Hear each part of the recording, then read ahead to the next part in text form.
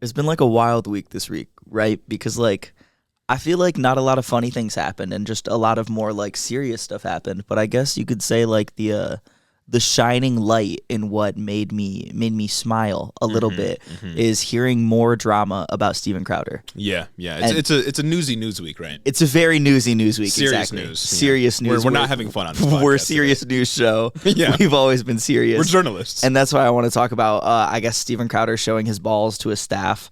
wait. I didn't know this happened. Yeah. Oh, I thought it was going to be more like I guess that's like abusive behavior, but that's crazy. Yeah, no, there is some stuff that came out this week about the woke mind virus got to him. about like 2 separate occasions where he had just like exposed his balls to his staff, and one where he just like dropped his balls on top of like his friend while they were on a plane or something.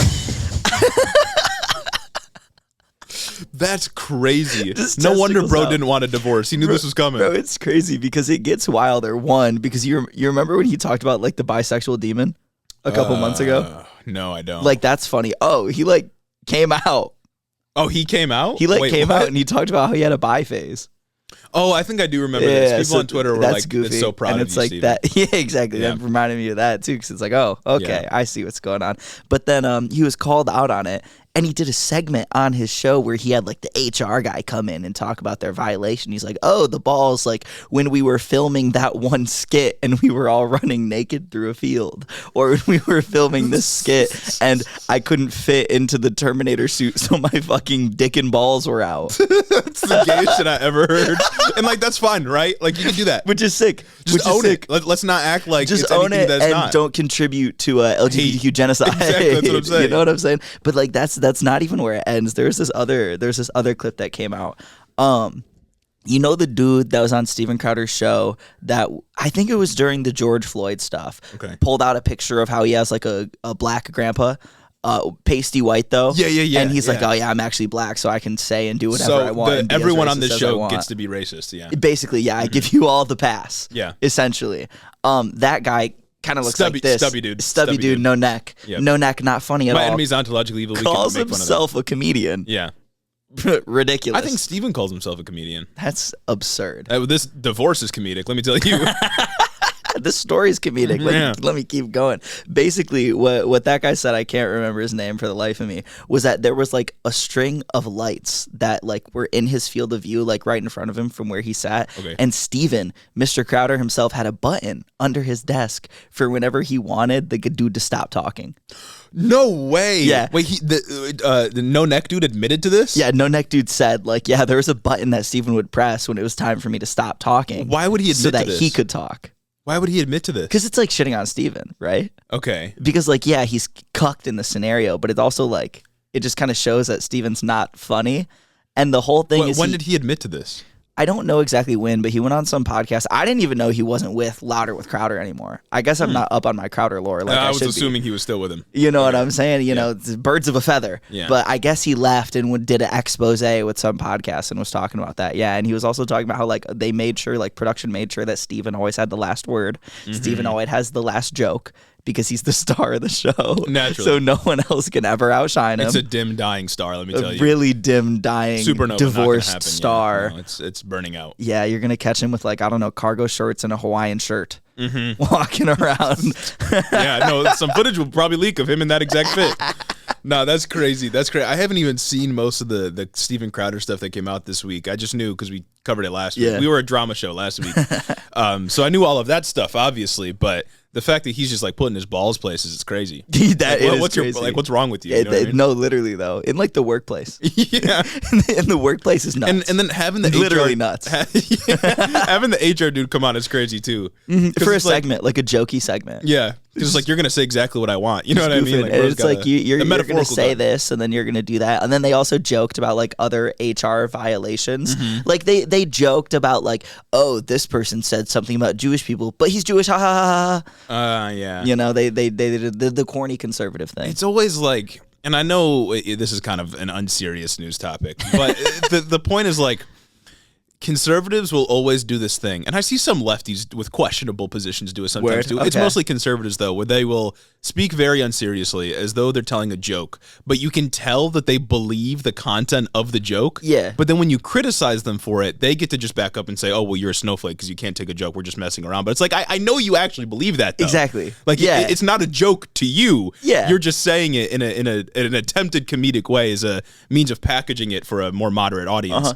And Steven does that a lot. Like that's his thing. It's like Steven will do ironic misogyny, but it's not ironic because he's just a misogynist. It's like because you believe that, right? Yeah. Like when he did the bit that went really viral, where he was like he had this picture, this photoshopped image that went up. You know, like the famous farmers painting. Oh my! But he photoshopped them as black, my God, and then put on a crazy black scent and talked about like Hennessy plants. He said, "Are you going to plant a Hennessy tree?" Yeah, and then he was like, you putting on this accent, being super racist. Then he's like, "Oh, it's just a joke," but it's like we know you actually think that though. Yeah. Like obviously, that era of Steven Crowder was fucking insane because I think that was the same time where like 2 months later is when he's like, I'm recreating the George Floyd neck situation. Oh my God! And had some dude not even put his knee on his neck, but had put his knee on his back, and he just like laid down on the ground and like faked it. He's like, as you can see, I'm perfectly fine. He's like, actually, I'm chilling, so I don't even know what you guys are talking about. Yeah, no, that was crazy. That was just a wild era in conservatism in general. Yeah, I remember that Steven Crowder video. That was especially unhinged. Speaking of unhinged, completely separate. Yeah. This morning, apparently, there's another mass shooting. Surprise, surprise. America moment, right? The Texas Mall, yeah. And and Nick Adams tweeted out. Well, that's the thing. There were several shootings, and I didn't know which one they were referring to. No, because I had seen another news story about a congressman saying something about like. Also unhinged, by the way. A congressman in Texas said something like, you guys think that we shouldn't send thoughts and prayers when shooting happens. That must mean you don't believe in God and his almighty power over us. All right, bro. Even more unhinged, though. Nick Adams tweeted a photo of right after the shooting happened, right? People obviously talking about gun control again because it's naturally a part of the conversation. And Nick Adams tweets a photo, and it says, it's like a memeified photo. It says, the only gun control I'll accept is like shooting center target. And I was like, oh my God. And then there's a photo of a target with a bullet hole in the middle. Yeah. And the idea is, you're controlling the gun when you shoot it. Anyway, I was just like unhinged thing to post right after a shooting. You're not even like trying at this point. It's crazy. It's fucked. It's like it's almost like they're just completely separate from politics. Yeah. It's I don't understand what world they're living in. Yeah, but I'm really looking forward to the Ben Shapiro divorce arc. Hopefully that happens soon. That'd be cool. That's what I'd like to be a drama podcast again next week. If we could get like a solid rotation of like drama news, or like actual footage comes out of Michael Knowles being a lizard person. I think that's like impending. Yeah, actual footage comes out of him shedding his skin in the back of the Daily Wire office after a recording session. Yeah. He gets off, the camera stop rolling. You see his mouth like go up, and it widens, and he. And then a new Michael emerges from the mouth. He crawls from the studio into his air heated office next door. It's got the lamp on top, like the sun lamp. It's like 95 degrees at all times in there. Goes and lays on a rock. That's got to come out soon. We'll cover that one when it comes out. Believe you me, it's gotta happen, bro. If there's one conspiracy, he is a lizard person, and it's gonna happen. Holy shit! We're gonna find it out. It's so good.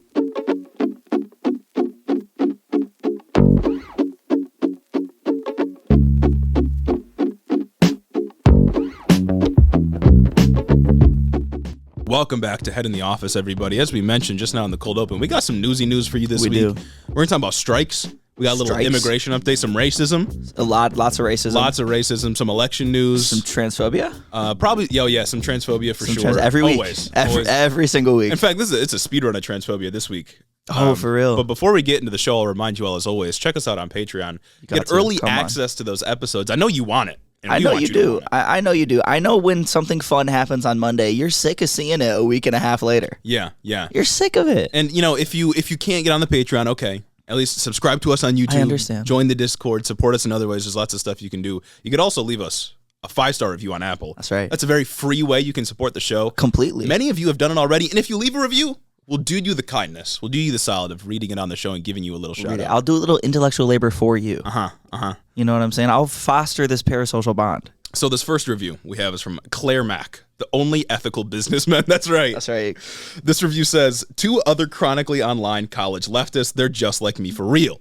I was on TikTok this past winter break when suddenly my next girl landed me straight onto Gage, coming out with a strong line, "There are no good Nazis." Hot take. That's a good line. After that video, I clicked on the profile and the rest is history. The same day, I watched the Woke Mind Virus episode on YouTube and could not stop laughing while enjoying such thorough, informative, funny, and overall quality content. I hadn't realized what I was missing from my life was a parasocial relationship with other leftists my age who are highly knowledgeable and can articulate my exact beliefs while backing it up with empirical and textual facts and evidence. Emphasis on the textual. I'll have you know they do read the quotes directly from articles and bills. I was also honestly shocked that this was all coming from 2 cis white men who still have somehow yet to miss. I'm now an avid YouTube watcher, down with the Apple and Spotify plebeians, and they're currently the only creators on the internet whose content I actively wait for and get excited about every week. Oh my goodness. I laugh out loud throughout every episode while learning so much, and I've noticed that their way of talking about issues and articulating their ideas and arguments has impacted the way I do these things too in my daily interactions with friends, peers, teachers, etc. As Jeremy once aptly put it, quoting both of us. That's crazy. That's crazy. That's crazy. As Jeremy once aptly said, if you're on the left and you find yourself discussing politics with someone, you should be overconfident because you're right in what you're saying. I did say that, I remember. I literally just convinced myself after writing this review to finally drop the Wednesday weenies and join the Sunday superstars or Sunday supremacists. Gosh. These boys need to be properly compensated for the important, good, and true work they're doing. You must all do the same. Hiddo to the moon. Sorry for the insanely long review. I'm just a legit fan. Claire, she, her. Thank you so much, Claire. What can I say? What can I even say in response to that? Really a model review. Really hit all of the high notes, especially the textual evidence. But I need you to tell that to the people in our comments. Oh yeah, 100%. I think they're the ones that need to hear it on the Instagram reels. Yeah, no, they be like, what's actually in the bills though? Yeah, but that's not actually what happened. Exactly. You guys clearly didn't read the bill. Source, trust me, bro. It's like, no, source, the New York Times. Actually. That's right. Source, Senate.gov. This actual PDF. The PDF with the little fucking numbers next to every single line. Exactly. That's really hard to read. So there's that one. Our next review, best political pod in the game right now by Asshat 2.0. Happy International Workers' Day to everyone, and especially the bros who created this pod. Happy birthday to Marx. That's right. Oh, that all passed this week. That's nuts. Yeah. I found these guys on TikTok and instantly clicked.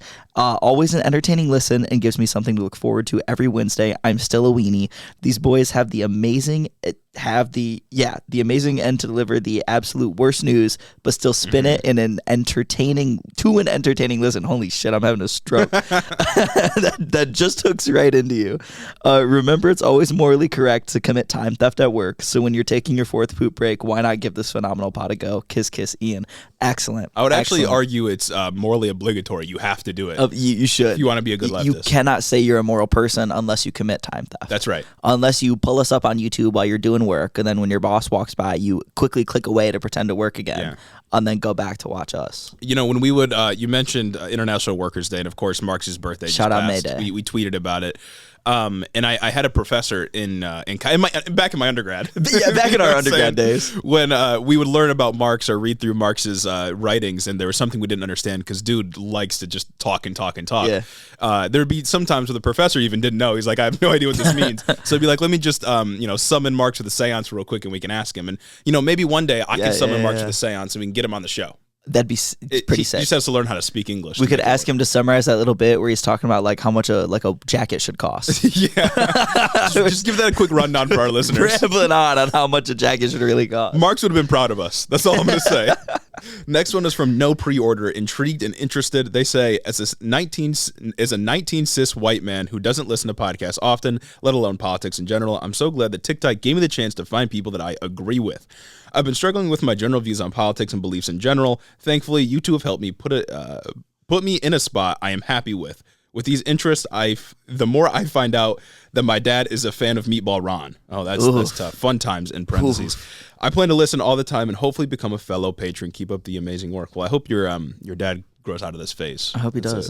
I'm happy to see that we have our grubby little mitts molding your mind. Just completely sunk. Young leftist malleable mind. Like if you can just picture a squishy our brain, design. Just my fingers just crunching into it. Just inside, just squeezing, twisting, conjuring up new parts, rewiring. Yes. All of those things, 100%. Next one, As they say, these boys can keep their mics by Weed Thief 69. Loyal patron. That's right. I found the boys on TikTok around a month ago having high assumptions they would be the stereotypical left-leaning podcast. After listening to them for the second time, yes, first time I was still iffy. I know this wasn't a Democrat glorifying podcast, unlike others I stumble across. Oh my God. As someone who is pretty far left, anarcho-communist to be specific, I'm so happy I found Hiddo. It not only helps me get through my god-awful 9 to 5 every week, shout out time theft, but informs me of current topics going on in an overall unbiased and funny/silly way. Yes, I just said silly. Minus the political topics aside, I highly admire their care and coverage over trans issues as someone that is non-binary. That was another worry about the cishet male pod. However, time and time again, the boys show their solidarity. At times has made me tear up due to just feeling seen and cared about, despite the current horrible things that are happening around the country, to my siblings just for being themselves. What can we say? What can we say? The bar really is in hell for cis men. Breaking the mold. It's really a common theme throughout these reviews. This is one of my favorite pods ever and always will be. Oh my God. I am so proud to be giving Hiddo my hard-earned $5 every month, plus getting my amazing name, Weed Thief 69, read off at the end of the pod is so surreal. Give them your hard-earned money now so you can feel the satisfaction. Excellent, excellent God, perfect review. We're just eliciting emotions out of these people. Come on. Do some time theft to get that money too. Yeah, no. You know what I'm saying? I hope that $5 was earned on the toilet. Embezzle from your company.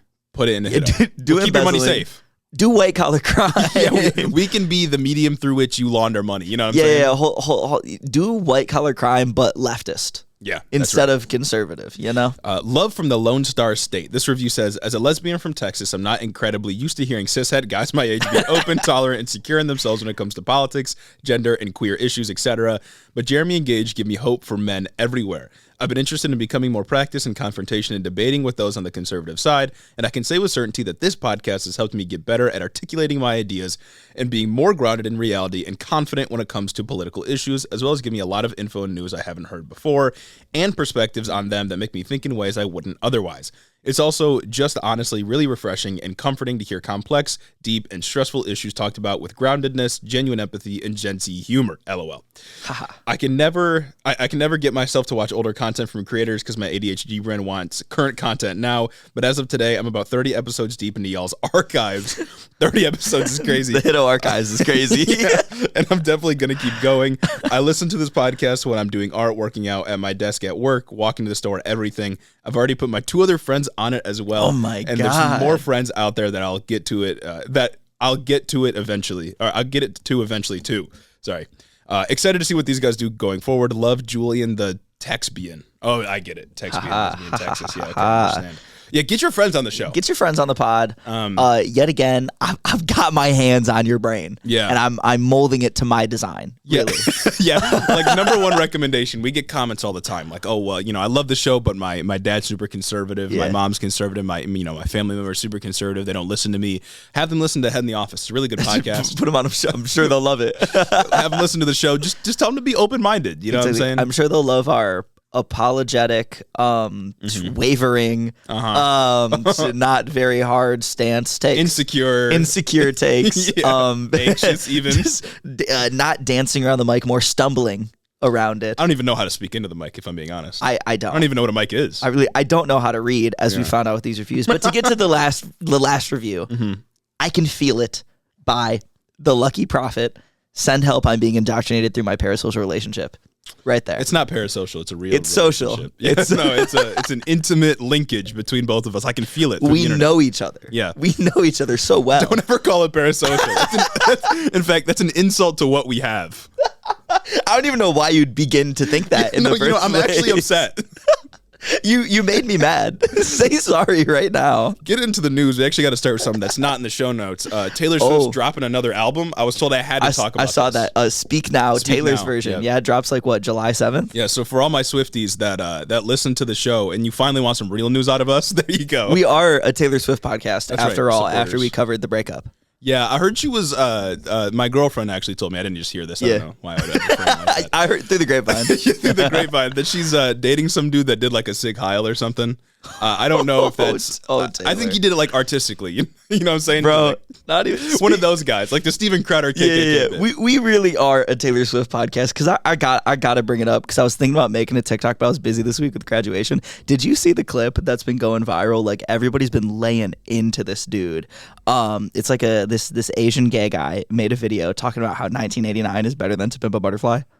Like Taylor Swift's album 1989 is better than Kendrick Lamar's. I didn't see this, but if I'm gonna be honest, I didn't listen to that Taylor Swift album, and I don't think I need to because To Pimp a Butterfly is like one of the best albums of all time. Crazy, right? And in it, he said something along the lines of, "I don't understand why Kendrick Lamar fans are so upset that To Pimp a Butterfly didn't win Album of the Year.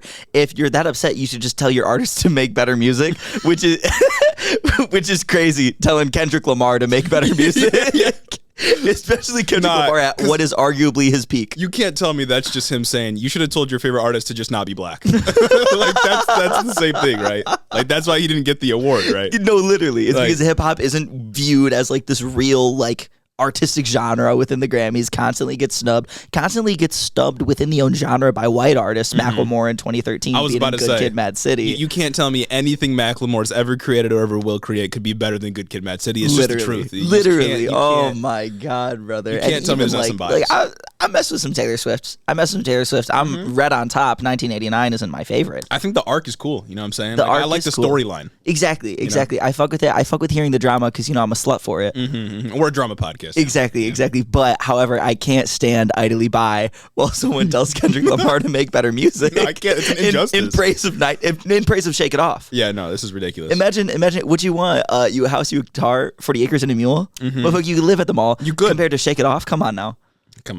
Wesley's Theory. Oh my God. How much does $1 cost? Uncle Sam, I'm your dog. That's all I'm saying. Yeah. Why would Kendrick ask how much $1 costs? $1. When Kendrick Lamar in his Untitled Unmastered album said Head is the Answer, he was actually talking about Head in the Office. He was actually talking about the Head in the Office podcast. It's actually a callback. It's just the timeline. Exactly, on Untitled 07, the long version. You got to listen all the way, though. Yeah. All right, let's get into the actual news. Not that was real news. But the newsy news. We got to talk about some strikes that we actually alluded to last week. I know we're like 30 minutes into the episode, but we'll get started. So we have two major strikes to talk about, one that has just started off and one that might be starting in just a couple of weeks. The first one is the strike with the Writers Guild, which you may have heard about because it's actually pretty big right now. So to set the stage, and all this information I'm getting is from the LA Times, this is the first time in 15 years there's been a strike in Hollywood, and it's the Writers Guild of America on strike right now. The last time these writers were on strike was 2007. It lasted 100 days, and I don't have the exact number, but cost the industry quite a bit of money. It was like billions of dollars. Yeah, lots and lots of money because like shows got delayed, a bunch of things happened, a bunch of shows got canceled, a bunch of shows went to shit. Yep. Yeah, because surprise, writers are pretty important. Surprise, you need a story. Yeah, so right now, nearly 12,000 writers for TV shows and films are on strike at the moment, meaning that late night shows that get produced weekly and other shows that are produced like week by week are about to be going dark if they haven't already. I think Stephen Colbert's gone dark. Stephen Meyer isn't making any episodes right now. Jimmy Fallon. A lot of them have offered sympathy and support for the Writers Guild because some of them like aren't writers themselves. Yeah, I think Jimmy Fallon's in the Writers Guild, but a couple of them are just like the personalities, right? So a lot of them have supported or have offered support to the guild for their strike. But yeah, those shows right now aren't airing because they don't have people there. Exactly. They're just doing reruns, which is like a kind of a scabby thing to do. Even though I know, like I get having to put your show up just to like meet like contractual obligations. Like I understand that bit a little bit, you know. Yeah. And so this is likely going to mean disruption in the production of your favorite TV shows, perhaps, or films that are right now in production. Because 12,000's quite a few people, especially for this industry. The main contention in this strike right now is the transition towards streaming platforms because it's added a lot more work and a lot more stress for less pay for a lot of the writers. Yeah. And also residuals have declined significantly for these writers with the use of streaming platforms. What this means, residuals is like the amount of money that you would get if a show like pops off or gets purchased or syndicated by some other network. Because it's like anytime a show or a movie or whatever would go for a rerun, played more, you would get a cut of that network's profits for running that show. With streaming, you don't get that. Exactly. And come on, like let's be real, who really watches network TV anymore? Yeah. It's all streaming. I haven't watched cable in forever. All of the biggest shows are cable. Shut the fuck up, all the biggest shows are streaming. I'm having a stroke today. Jesus Christ. Yeah. All the biggest shows are streaming. Last of Us is streaming. I haven't heard of like a cable show being good in literally so long. Literally so long. Seasons are also, with streaming platforms, seasons are a lot shorter, meaning that writers have less work available, which means they're being paid less, but compensation hasn't increased to account for this, meaning that writers are taking on many shows a year, or perhaps only being able to get one show a year, for example, and then not being able to make ends meet, because usually they would have expected to work for an entire year, say on 20, 24 episodes, but now they're only getting like 8 episodes to work on, but the pay is the same, so it's just not enough. Right? They're just not getting enough work. So the demands, and this is from the Associated Press right now, are higher pay, obviously. It's typically what happens in strikes like this. Nearly half of the writers right now are paid the minimum rate, and wages haven't kept up with inflation really at all. And in LA, a lot of people struggle just to get by because it's Los Angeles. So it's not cheap uber to live there. expensive. They're also arguing for better residuals and a larger cut of the profits made by shows or films, both in streaming and when they're like in theaters or on cable networks, etc. They also want to require studios to maintain a staff for a set period of time. This is in response to what's known as mini rooms right now, where writers are brought in by studios and they have them come up with ideas and write episodes for shows and films that haven't been greenlit yet. And then sometimes they'll just never get greenlit, and then they just wasted a bunch of time, right? They don't want this practice to continue. Basically they'll have your writer, they'll write the pilot, like the showrunner, head writer, they'll write the pilot, the studio will say, okay, we'll kind of pick up this pilot, you know what I mean? But we actually don't want to have a full writer's room for it. We just want you to produce like 2 or 3 more episodes to see if we really like it. And because this isn't a show that's going into actual production, we just kind of want to see. We're going to pay you less, and we're going to have a smaller staff. So a big part of the issue that isn't necessarily financial is that a lot of writers who are just starting off in the industry are getting shafted, and they're only hiring the writers with more experience, but that doesn't work. You can't have a future if you're only doing that. So that's what a lot of the issue with the mini rooms is there's no opportunity for people to break into the field now. Yeah, and it's a really exploitative practice, right? Because you have absolutely no job security if you don't know if your show or film that you've been working on for several months is ever going to get greenlit. You're kind of just stuck in a liminal space that you can't really escape. You're stuck in the back rooms. Exactly. So it's not great. They also want to update exclusivity rules, which I think has to do with their ability to work on different shows after they've worked on one. Probably. I think that's what that has to do with. And then they also want, interestingly, I thought it was interesting. They want some assurance that AI is not going to be used to fill in for writers, which is a new problem. I'll admit. It's a really new problem that just dropped this year. New ethical dilemma just dropped. And it's not even just like the typical ethical dilemma of automation in certain industries. It's like straight up like, what if creativity doesn't matter anymore? And it's especially crazy considering that, like, because studios must be thinking about this if the writers are so concerned about it, right? And it's wild because, again, we all know the business people to be like not the most creative.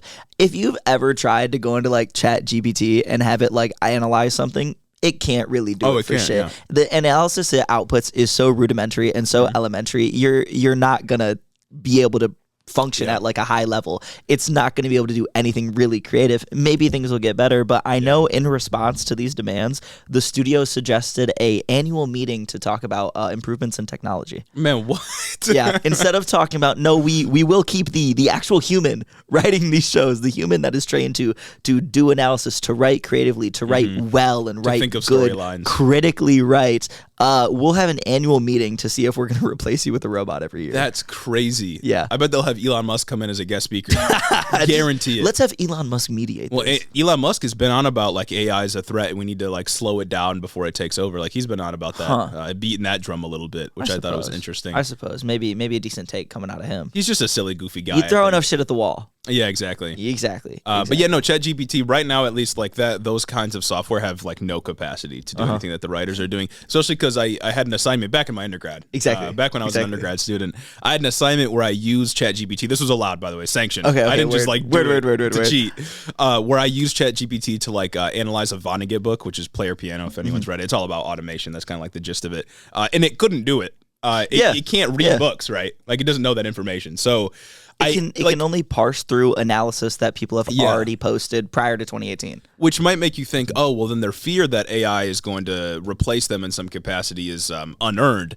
I'll also remind you that this stuff is improving rapidly, right? At some point, AI will be able to like speed read books or will be able to do its own sort of analysis of various literary and cinematic works. And once it's able to do that, then it is really a problem for people that are writing TV shows, it is writing crazy. movies. And you need those protections in place now so that we don't get to that point and we've already tipped the bucket over. Yeah, and a big reason why the Workers Guild has been successful, or the Writers Guild in the past has been successful, is because they've had a union for a long time. Same thing with performing artists like actors and stuff like that. Like they've had guilds and unions for quite a while to fight for their rights, whereas people that work in like VFX, for example, or CGI, that kind of area of filmmaking, they don't have a union, and so they're not able to secure themselves benefits. So it's really good to see a union doing this now and fighting for these protections now, because I wouldn't be surprised if, an AI learns how to just make CGI, that those people just lose their jobs. And the Writers Guild is a pretty strong union. Like, to be a writer within Hollywood, you have to be in the Writers Guild. Yep. I don't think the Writers Guild allows companies to hire staff that have hired scabs before. That's gas. I don't think they let you.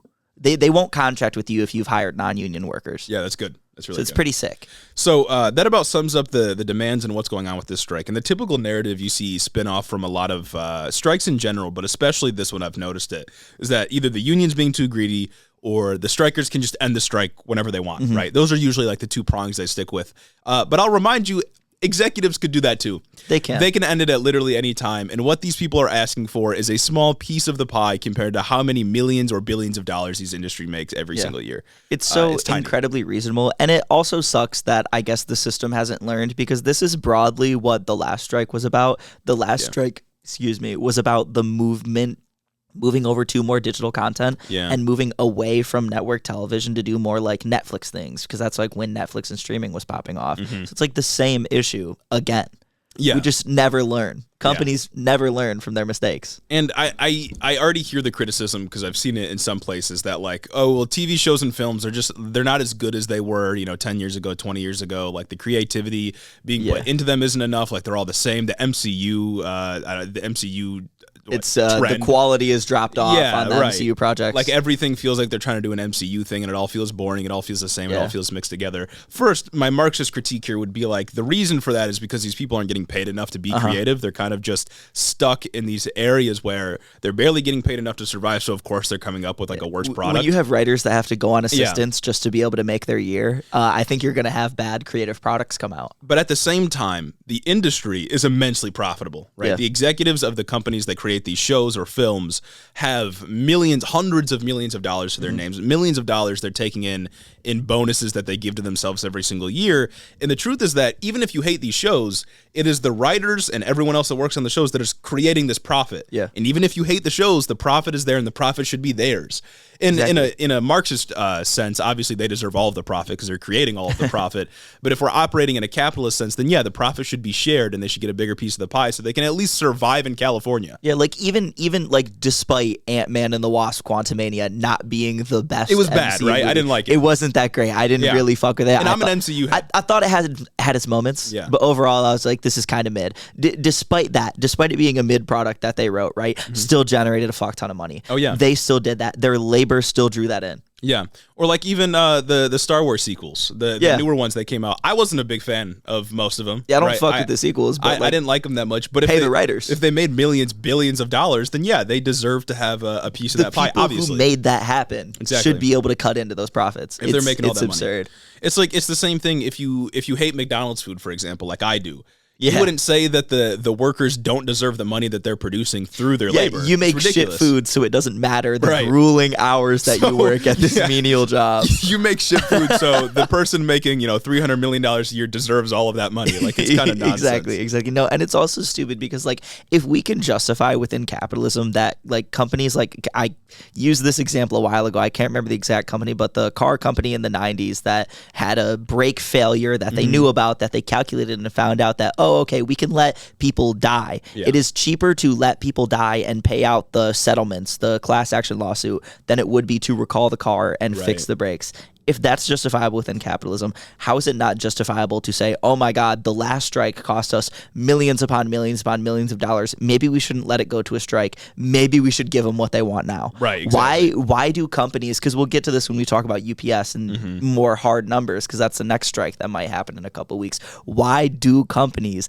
allow it to get to the point where they lose upwards of $1 billion just to cave in eventually anyway? I mean, I think that's what capitalism incentivizes, right? Yeah. Like the core mechanic behind capitalism is you make as much money as possible. It's all about the accumulation of wealth. And if you don't make as much money as possible, one, you're violating your fiduciary responsibility to your shareholders that you are legally bound to. And two, you run the risk of being consumed in the marketplace. Because if you're not constantly revolutionizing how you do things, constantly demanding more out of your workers and siphoning as much profit as you can off of them, then you're liable to lose your competitor. And if you do that, then that's a fate worse than death, right? Yeah, absolutely. But it's also like, I feel like the issue goes deeper than just like purely capitalism as an economic system and American capitalism and how we think of workers. Because capitalism, your fiduciary responsibility would dictate that you do the move that is going to cost you the least. And when strikes can hold out for so long that it can cripple companies, right?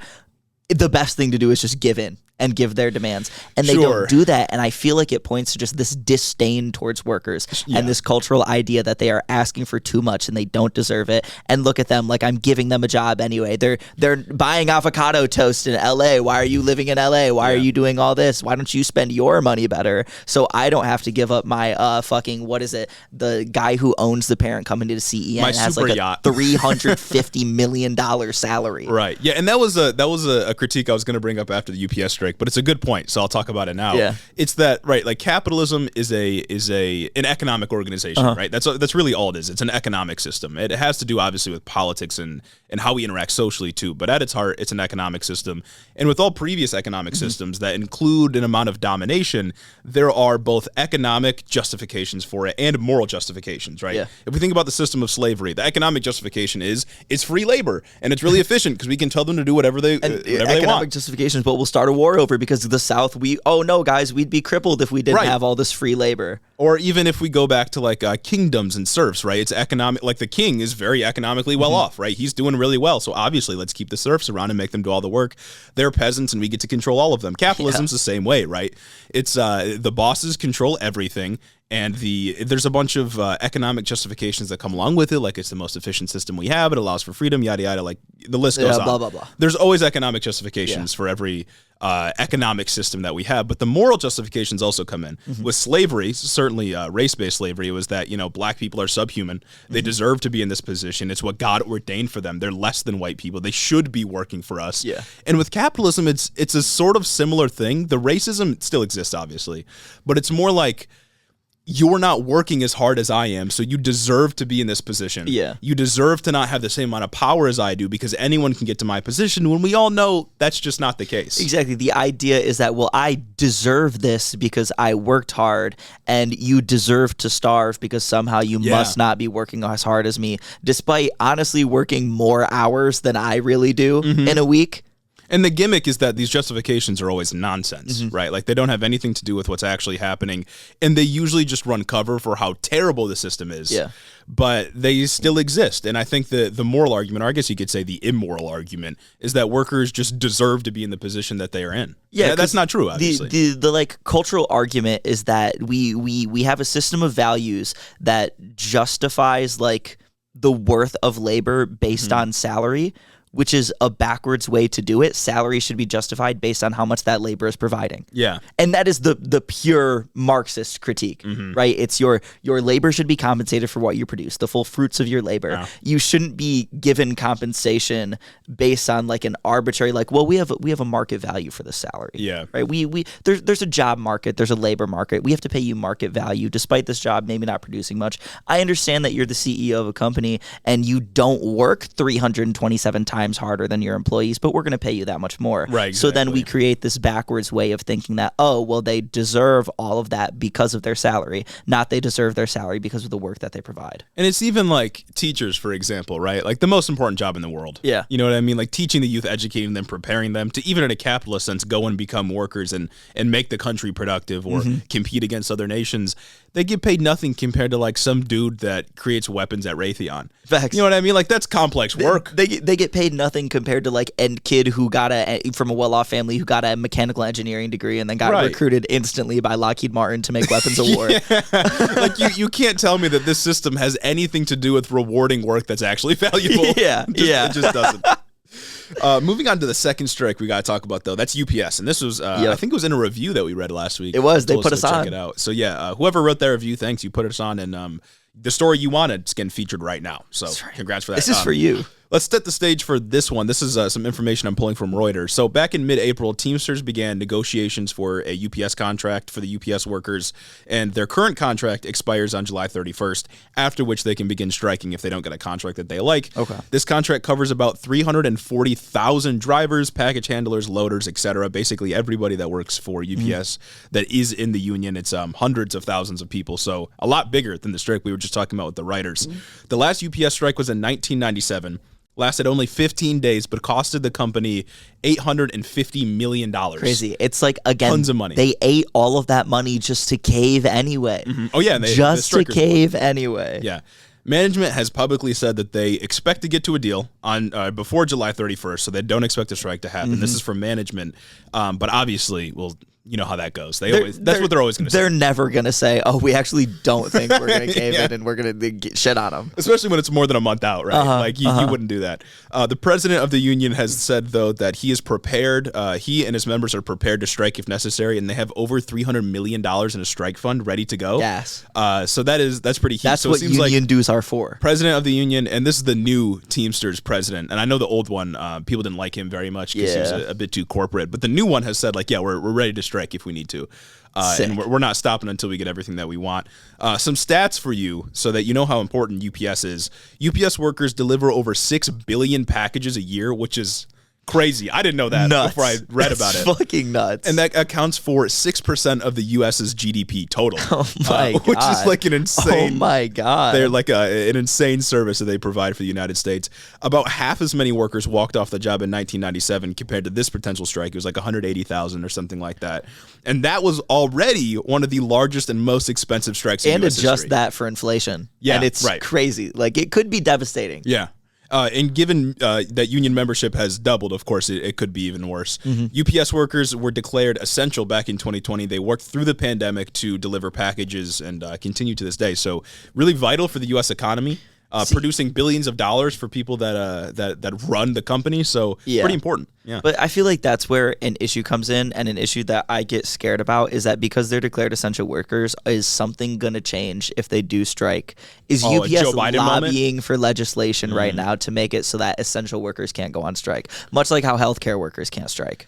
Yeah, I mean, it's like with the railroads, right? The argument that we made was that they're so important that if they want something, they should get it, right? Like, if the economy collapses because they don't work, then maybe they should be, I don't know, given time with their family. Joe Biden given sick days. Fucking disagreed, I guess, because he broke the strike. Congress doesn't have the power right now to step in and do that. No. And it's anyone's guess if legislation would pass that quickly to make it so Joe Biden could stop this. Purely like speculation. It's just something that I'm worried about for the future. But I think one thing they got going for them is that UPS isn't as integral as the railroad industry is, right?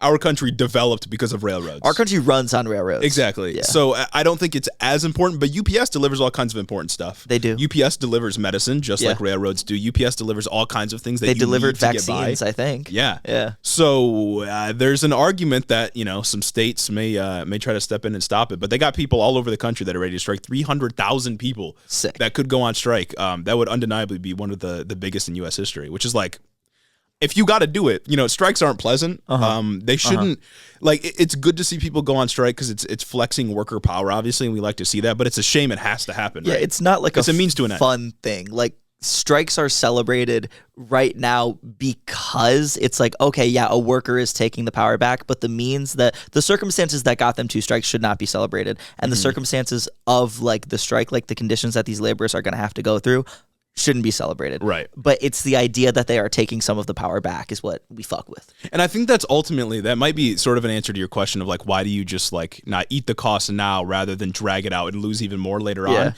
is because ultimately, even if they do concede and save however many hundreds of millions of dollars because they won't be going on strike for 15 days or whatever, ultimately it's a concession to worker power and that empowers them to keep asking for more, right? And they should keep asking for more because in our worldview, they should have it all.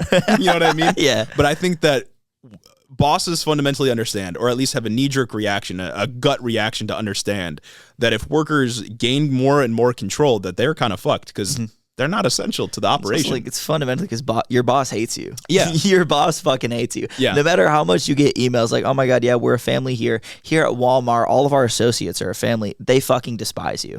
They wish they didn't have to have you. I literally saw like back in December, there was some company, I don't know if it's a big company or not, that was like doing bonuses. Yes. And it was a fucking bag of love. It was air. You know what I mean? Like that was the Christmas bonus. Like that's crazy. Like I would be pissed. I thought you were gonna talk about the like chair company, Herman Miller. Oh, Herman Miller and what their CEO did.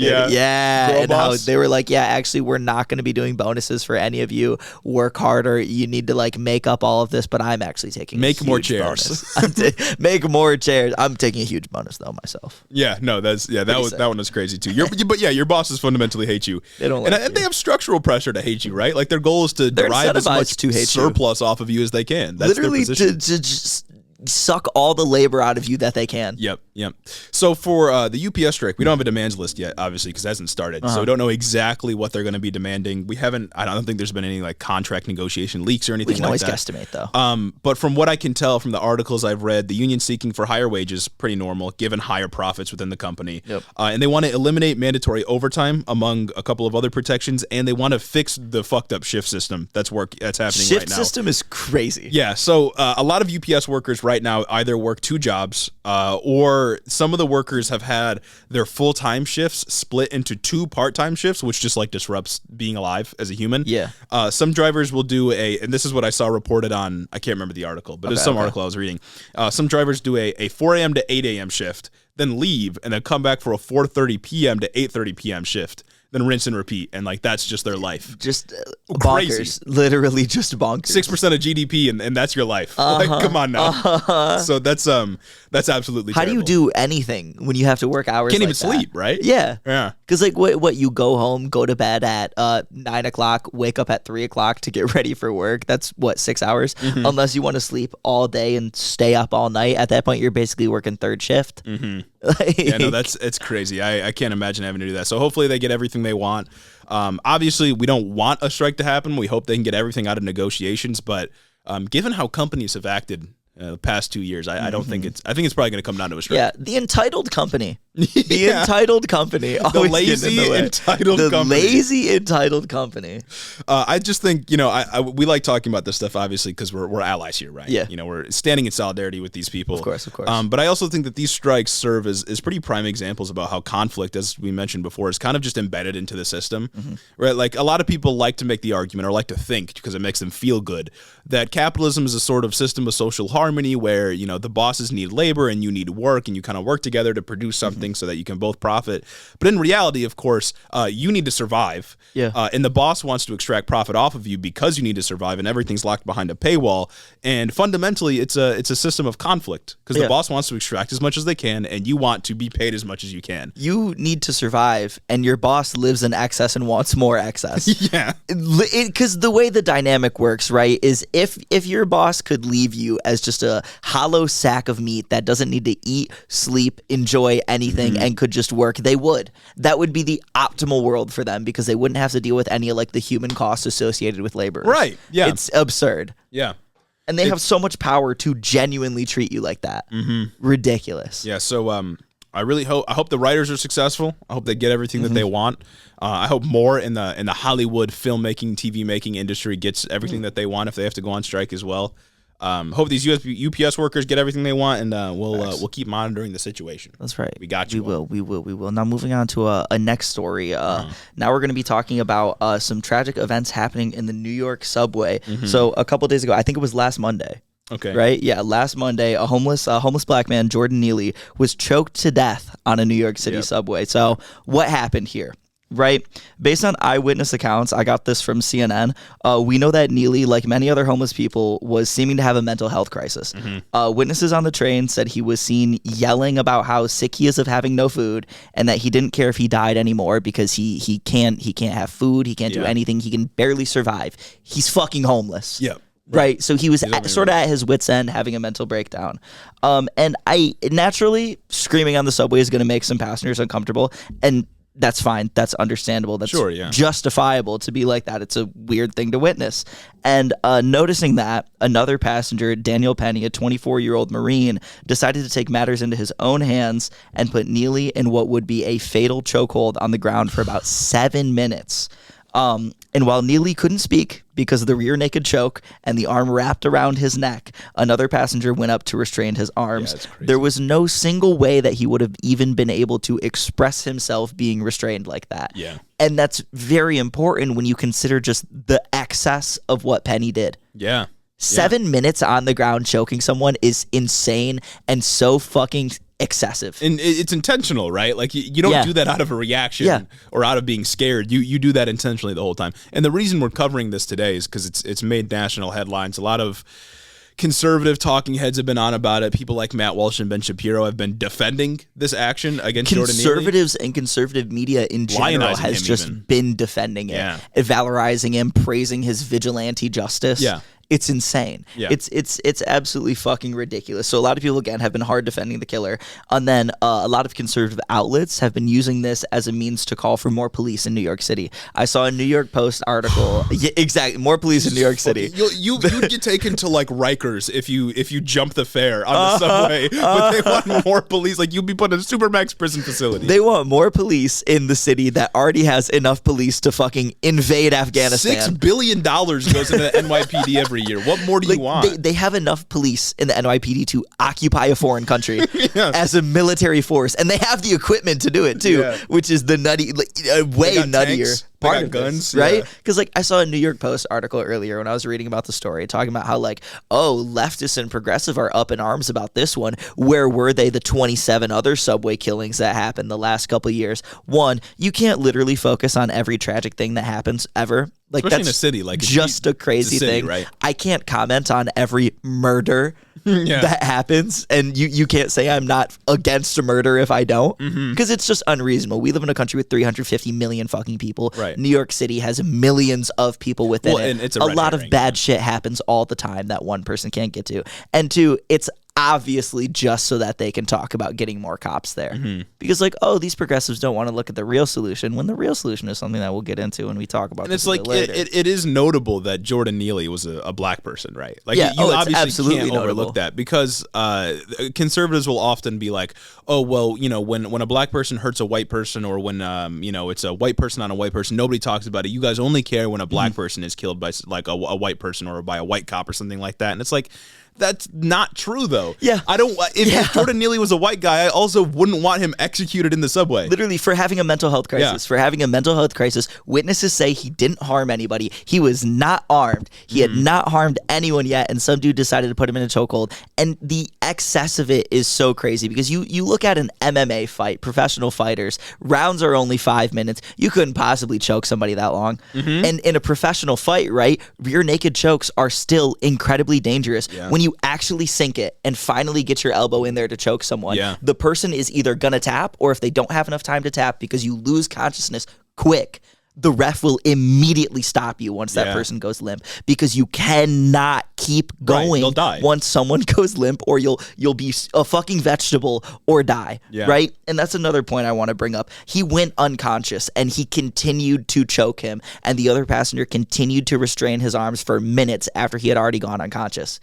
It's no wonder that he fucking died, right? There's a reason that police departments, not a progressive institution, mind you. By its design, right? The NYPD, the LAPD, the Chicago PD, absolutely not progressive. Horribly racist. Have all banned chokeholds. Yeah. Because in situations where deadly force is not authorized, it is wholly inappropriate because of the undue risk that it poses. It's absurd. Yeah. It's fucking absurd. And I feel like people, and this is a point that I've seen a couple of like lefties make, and I think I agree with it. I feel like people on the left would have been more mad had it been a cop that did this. Yeah. But for some reason, it just being a regular dude didn't make people as mad as I thought it would, which I thought was strange. I think it's because a regular dude, like a cop, it's like when a cop does something like this, it highlights institutional inequities. Sure. Because a cop should know better. But I also think that we shouldn't embolden a regular person to be able to do something like this, which is insane. He's like in I civilian think it's still the most insane. Like it's still up there with if a cop. It's just the problems that it highlights are different. Yeah, no, I think that's true. It's just, I see the conservative response to this, and it's this, it's this Marine who's in civilian mode that just goes and executes this dude on the subway. And they lionize him, they valorize him, they support this action. They say it was wholly justified when there are passengers that said, like, no, I didn't feel threatened by him. Like, he's making me uncomfortable, but he wasn't hurting anybody. Yeah. And it's like, how do we look at this and think like, yeah, this is a normal country. Like this is perfectly normal and acceptable. Or even like, well, this is just like a one-off thing that happened, and it'll be fine. I don't know. It's just, it rubs me the wrong way how people have been reacting to this. It's like that's like what the elephant in the room is, right? Because like, and we can address it. It's like, okay, when a homeless person, when anyone is having a mental health crisis, and freaking out in public like that, it is wholly reasonable to be uncomfortable. It is wholly reasonable to even feel unsafe when you're around a homeless person who is acting erratically. As just a regular person, that's fine. And it's those feelings that conservatives are taking advantage of when they foster these narratives of how Penny was a hero for stopping this guy. Because he's not. It's excessive and everything. But anyway, they use that and they take those very real justifiable feelings and they analyze it from a surface level and say, okay, well, clearly we need more security. Clearly something needs to happen to get these homeless people off the streets so that we don't have to worry about this anymore. Right. And their solution for getting homeless people off the streets is, have more cops come and terrorize them. Yeah, and it's like this story feels like it's right out of like 1987. Yeah, like it feels like it's right out of Ronald Reagan's war on drugs, like mass incarceration campaign. Like it feels exactly from that era because it's preying on this idea of like the black criminal and the need to like protect good white people from them. You know what I mean? It's it's really gross what they're doing. I don't like it, and also like vigilantism, right? Yeah. Looks cool in like TV shows, video games, like Spider-Man, pretty cool. Yeah, real life, I don't fuck with vigilantism. Not cool. No. Not cool. And Due process is actually really cool and base. Even within like superhero media, they've kind of been moving away from that, right? Because Spider-Man doesn't work when he's just beating the shit out of some dude who wants to pay rent. Yeah. Spider-Man works. Spider-Man is more radically heroic and doing a more radical, true version of justice when he lets the purse snatcher go, but still returns the purse because he understands like what's the socioeconomic conditions. Exactly. As a person from New York doing, in a way, community policing. He understands the conditions that got that person there, right? And that's why superhero media works a lot better when the threats are people like the Lizard and not some dude who just wants to pay rent. Some guy who's poor. Because there are actual justifiable reasons for why the Lizard needs to be stopped with violence. I mean, I don't know. We still see Spider-Man beating the shit out of like petty criminals. We do. But prison breakers. Superheroes in general work best when they are going against super villains who have a super reason for being violent and not villains like Carly Morgenthau who are kind of just right, and they're textually right too, but then they randomly kill people. And then the writers just have to throw something in that doesn't throw a wrench in it. That's a discussion for another day anyway. But it's like, again, we all know homelessness is a problem. But the problem that goes understated is solving the issues that got these people, the material conditions that the homeless people live in, the material conditions that got people to be homeless. And that's where the solutions lie, is in solving them. It's in reining in the housing market, having less single-family zoning, doing more mixed zoning, allowing more affordable housing to become in, allowing more apartment units to become in. Because, like, sorry, NIMBYs, it does lower your property values, but it gives people a place to have shelter. Yeah, like, I don't care. I really don't give a shit if your house in Bel Air is a couple $1 million less because an apartment complex is, like, I don't know, a mile over. You should be able to eat that shit. Yeah, I mean, it's the age-old story where conservatives and, liberals alike, because even in the liberal media, they don't know how to analyze the more structural causes of people having mental health episodes out in public. Obviously, it's, these people don't have a place to live. These people are struggling to make ends meet, if they can make ends meet at all. They don't have safe food to eat, as Jordan Neely was talking about. Like, he can't get by. So, it's so obvious that it is the material conditions that these people exist under that is driving them insane and driving them to make people feel uncomfortable, and then some fucking psycho Marine just executes him. Because it's like that's how you have to not to take away responsibility from the dude who killed him. Like, that's murder. Oh yeah, obviously. no, he did murder. He did a very bad thing. But let's look at all the conditions here. Right? He is the violent one in this scenario. Yep. Like Jordan Neely did no violence. The only violence that was committed was by Penny. Yeah. By the Marine that fucking killed him on the subway. And by the system of capitalism. Yeah. Exactly. Oh, yeah, the structural violence. Exactly. The structural violence of poverty, right? But we also just need equitable access to mental health. For sure. Shit like that. And we need better social safety nets to stop people from falling into homelessness. A country with justice would have gotten him the resources he needs to, at the very least, not be having, a mental health crisis out in public. Like, at the very least, that's what we would have done. Because, yes, there are times where homeless people do get violent. Yeah. There are times when homeless people do very bad things. There are times when people that are in bad spots, it's why crime happens. Yeah. Because they're in bad spots, and they are put into these spots by their material conditions. And that's the level we need to analyze it at. Because, okay, just throwing a homeless person in jail isn't going to solve anything systemically. Exactly. Ridiculous. And like conservatives will always look at this response through the lens of like, oh, so you want to reward people for being lazy, or oh, you want to reward people for committing crime? It's like, no. I'm an adult who wants to like solve the problem. You know what I mean? Like, we've known for literally thousands of years that it is poverty that motivates crime. We know this. There's so much sociological evidence suggests that everything, even if you just think critically about it for a few seconds, you know that. I want to actually solve the crimes that you bitch about every day. Yeah. Like, but nobody likes to look that deep at problems, at least not the people in power. Because it's not fun, and it doesn't have like a cool solution if you're one of those tactical Second Amendment guys. Yeah, exactly. Like, bringing in an affordable housing development doesn't get the clicks that, I don't know, fucking killing a homeless guy does. Exactly, right. It's crazy. Right. Crazy. Matt Walsh got to get that ad money somehow before he gets fucking banned for saying the N-word on YouTube, which he might do soon. He might drop it. Matt Walsh N-word reveal might be coming pretty soon. That'd be crazy. Moving on to some immigration talk. Okay. We're doing some newsy news this week for sure. It's kind of like police and homelessness, but at like a bigger level. Yeah, honestly, it is. It's another issue that Joe Biden's been pretty weak on. Hasn't done much about, at least from our perspective. So you may have been hearing recently about this impending, inevitable immigration crisis. Well, if you're listening to conservatives, it's been an immigration crisis since like 1776 or something. Yeah, if you're listening to as right after 1776, massive immigration crisis that's been ongoing. So if you've been listening to them, it's been happening since the birth of the nation. Yo. Little joke for you all if you understood that one. But even like liberal media recently has been bringing up this idea that the border's about to be flooded. There's about to be a lot more people trying to come in, and they're not far off, but not for the reasons that they are offering. And I want to try to explain this. So we all know Title 42, right? Friend of the show. Friend of the show, great guy. Actually, long-standing topic that we've talked about. It's a Trump era COVID immigration policy that basically allows the executive to turn away immigrants from entering the nation, really for any reason, but its stated purpose is because there's an ongoing public health crisis, right? So we could say, because we're trying to prevent the spread of the pandemic, we can turn any and all immigrants away that we want to.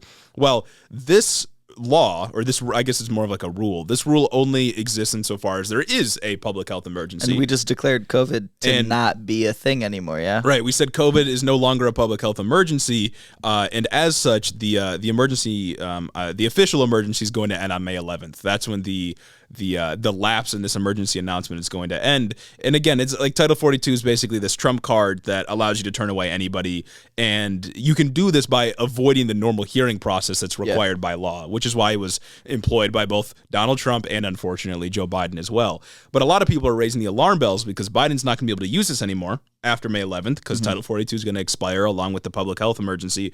So people are predicting, maybe correctly, that there's going to be an influx of migrants that try to come into the border because there's thousands of people that have been waiting for Title 42 to end. Which would make sense. Right. And even the people that just want to come back from being kicked away. But obviously the point where liberals and conservatives are wrong is that this is any kind of crisis really at all. Yeah. You know what I mean? The only crisis is the humanitarian one. Yeah, exactly. That is going to result from our inhumane treatment of people at the border and the humanitarian crises that we've caused in these Latin American countries that have caused them to migrate in the first place. As we argue all the time, the international policy and the immigration policy, its brutality, both of their brutality, is pretty bipartisan. It always is. Like the biggest theme for this episode, these issues are systemic. Right. These issues are a lot more than just somebody wants to come into the country.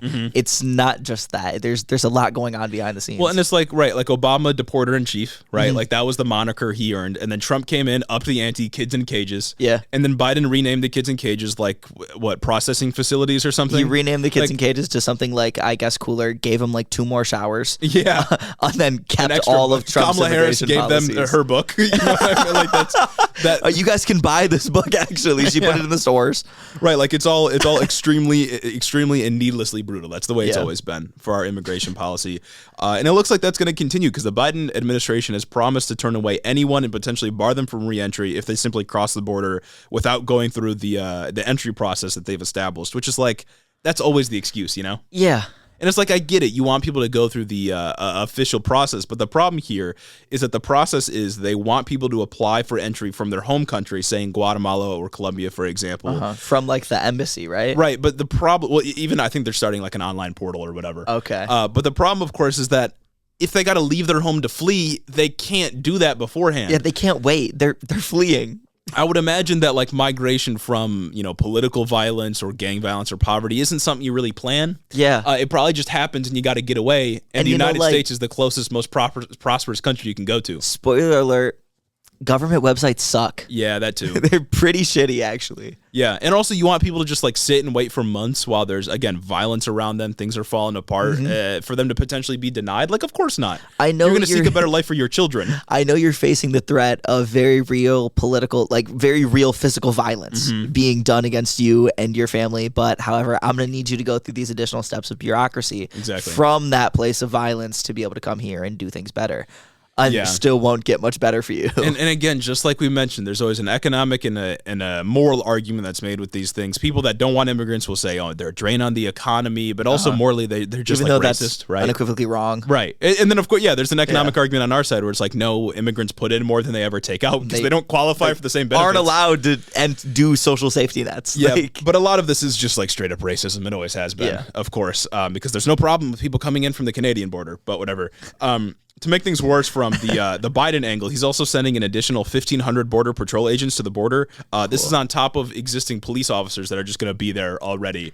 So that's cool. You know those budget cuts that like 43 Senate Republicans just signed on to in order for them to raise the debt ceiling? Why don't we cut those agents instead of the IRS agents? All of them. Or something else. Just cut those 15,000 Border Patrol agents. If any unemployment's good, that's it. Right? That would be a fun thing that Democrats could suggest or something. There's no chance. They wouldn't. No chance. They wouldn't. They're already still trying to get rid of like the defund the police tag that they still think they have attached to them. I forgot about that. Yeah, everyone's like, oh my God, I'm not trying to defund the police, and I am not a socialist. Cory Booker like smiling and laughing when they funded the police, like, I love the police. I love them so much, actually. Eric Adams is my best friend. Yeah. Biden has said that these 1,500 agents that are going to the border are in strictly administrative roles. But you know how that goes, right? The brutality's all the same. For sure. No, guys, we're moving the bureaucracy to them. Yeah. And this, of course, comes at a time when Greg Abbott is still forcibly busing immigrants to cities like New York, Chicago, etc. He's still doing that? Oh, yeah. He's been doing it ever since we covered it for the first time. Oh, my God. Without any real notice or preparation for their arrival. And I saw people like Eric Adams and other mayors are complaining. Actually, I saw some other analysis that he's only sending immigrants to cities with black mayors, which I thought was crazy. Like, the racism is just blatant. But these mayors have been complaining, and that's supposed to be like a sort of gotcha for conservatives. But it's like, if you don't have any preparation for their arrival, you don't have any notice that they're coming, and you aren't really working with the city to manage them, then like, of course it's going to be hard. And it's also like states that aren't on the border shouldn't have to deal with border state things. Well, yeah, right, of course. Like Eric Adams, as much as I despise him, signed up to govern a city on the East Coast. Mm-hmm. In Texas, border state, like the issues that those two people face are not the same, and they shouldn't be the same. Right. And even so, like, again, I obviously support like a nationwide system to transport people wherever they want to go to meet up with family members, because that's commonly what it is, right? You're crossing the border to meet family, cousins that you have here, that kind of thing.